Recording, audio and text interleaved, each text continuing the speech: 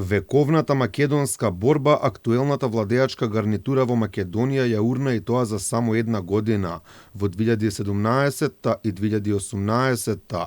Со преспанскиот и договорот со Бугарија, Македонија веќе не е на македонците, смета универзитетската професорка по историја Виолета Ачковска. Според неа, потписите на Зоран Заев и Никола Димитров станаа темел за нова северно-македонска нација, чиј македонски јазик не се признава.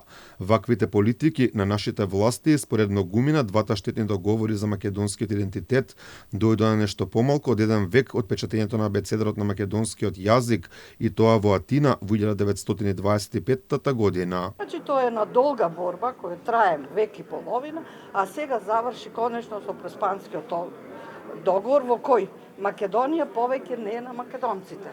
Од 19 век клаузула Македонија на македонците, не е на македонците Македонија.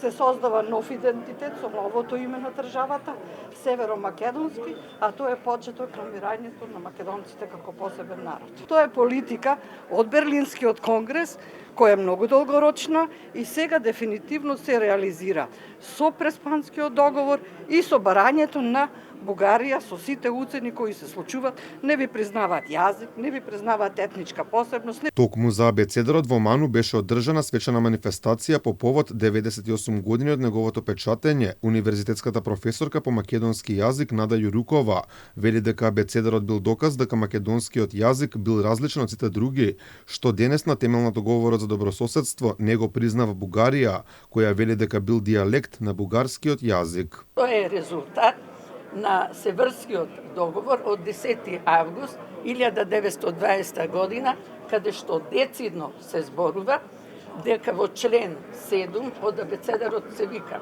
дека секој има право, без разлика дали е грчки граѓани, дали е македонско малцинство, значи треба слободно да си го употребува својот мајчин јазик. Универзитетската професорка по македонски јазик Елка Јачева Улчар испрати порака и до светската јавност, велејќи дека треба да земат пример како пред 100 години се барало признавање на македонското малцинство, иако тогаш Македонија немала ниту своја држава. Мојот апел е да се запознае светската јавност, ако досега воопшто не е запозната, каков бил односот на Европа спрема малцинствата, кои што немале дури ни своја држава пред еден век.